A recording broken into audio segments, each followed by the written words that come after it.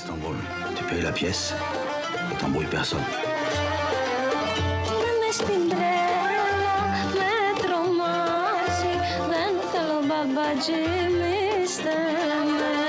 Εσύ, αυτή η κοπέλα τι φάση είναι, μιλάει ελληνικά, αγγλικά, τι κάνει? Όχι, μόνο γαλλικά. Την παράτησε ο φίλος στην Κωνσταντινούπολη και της πήρε και όλα τα λεφτά. Après, tu sais pas où tu vas, tu retournes en Turquie là. Qu'est-ce qu'on fait avec l'argent que tu me dois? Mon pantalon, mon blouson. Attends, arrête.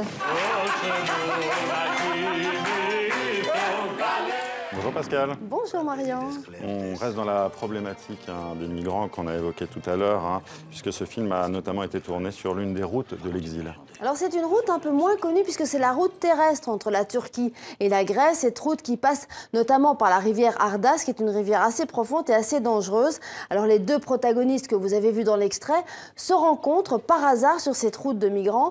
Il y a une Française humanitaire qui s'est occupée de migrants et qui est interprétée par Marine Caillon, et puis une autre, une jeune fille grecque qui est envoyée par son tonton pour chercher à Istanbul une pièce d'un bateau, ce bateau de pêche du tonton qui ne fonctionne plus. Alors les deux jeunes femmes se rencontrent. Tony Gatliff, pour le rôle de la grecque, a mis beaucoup de temps à trouver la bonne personne, la bonne actrice, parce qu'il voulait une bilingue qui sache parler français et grec. Et il a fini par tomber sur Daphné Patakia, qui en fait a grandi à Bruxelles, qui est de parents grecs et qui était donc totalement bilingue. Alors elle a beaucoup travaillé, notamment pour apprendre à jouer de cet instrument que vous avez vu, le bagalama, qui est l'instrument principal du rebetiko. Qu'est-ce que c'est, Pascal, le rebetiko? Alors le rebetiko, ce sont des chansons, des mélodies inventées par les réfugiés grecs chassés en 1922-23 par Atatürk. Ces Grecs qui vivaient sur les côtes turques ou sur les îles grecques tout près de la Turquie.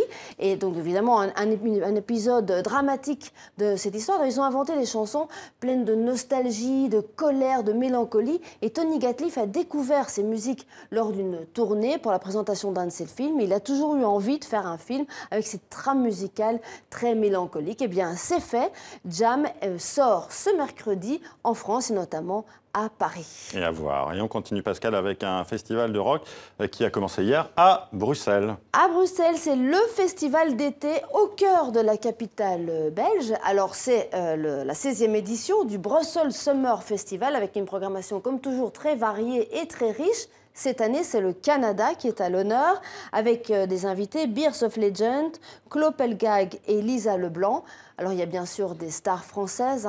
Je pense à Jane, à Joël Bell et notamment à Fishback. Et puis, il y a des Belges très nombreux, et notamment Saul. Est-ce que vous connaissez Saul? Non, Pascal. Eh bien, c'est un jeune auteur-compositeur originaire de Mons qui commence à faire parler de lui en France. Il en est à son 4e album qui s'appelle Éclairci, qu'il a enregistré à New York, notamment avec l'aide de Marc Platy, qui a travaillé avec Lou Reed, David Bowie, etc. Donc, c'est pas un inconnu. Un beau CV, oui. Voilà. Et alors, il a un univers très personnel, vous allez le voir, fait d'exubérance, de surréalisme, enfin, très belge. Je vous propose d'écouter un extrait de ce clip, de cette chanson qui s'appelle Comme, qui est une chanson contre le conformisme. Regardez. Comme une envie de briser la comme une voix dans l'intercom qui me dit simplement de laisser filer, comme le début d'un mauvais sitcom où le générique à la gomme me dit simplement qu'il faut laisser filer.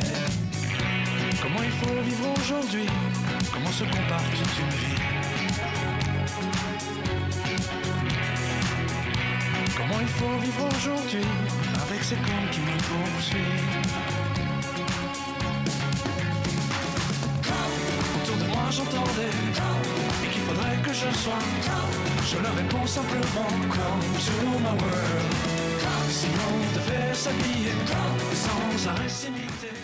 Et voilà, comme donc Saul sera au concert de clôture mardi 15 août à Bruxelles. Pascal, on continue dans les festivals d'un tout autre style. On revient sur le thème des réfugiés évoqué dans le journal et ça se passe à Paris. Oui, alors c'est un festival d'art engagé et le titre est très évocateur puisqu'il s'appelle « Si rien n'est fait », faisant évidemment écho à ce peuple qui souffre de la guerre depuis 6 ans. Il émane de plusieurs collectifs syriens et notamment Souria Ouria qui est un collectif très actif. Je vous invite à regarder leur site. Il y a notamment un manuel pour comprendre le conflit syrien pour les nuls.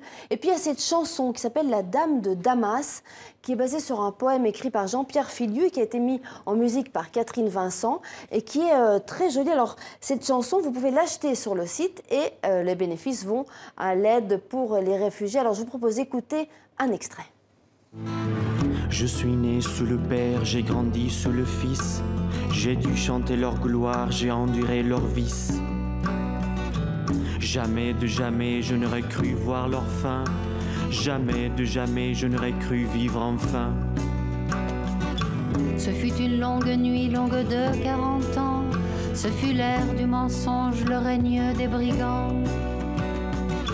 J'ai perdu mes amis, j'ai langui mes parents. J'ai ruminé ma peine, j'ai enterré l'instant.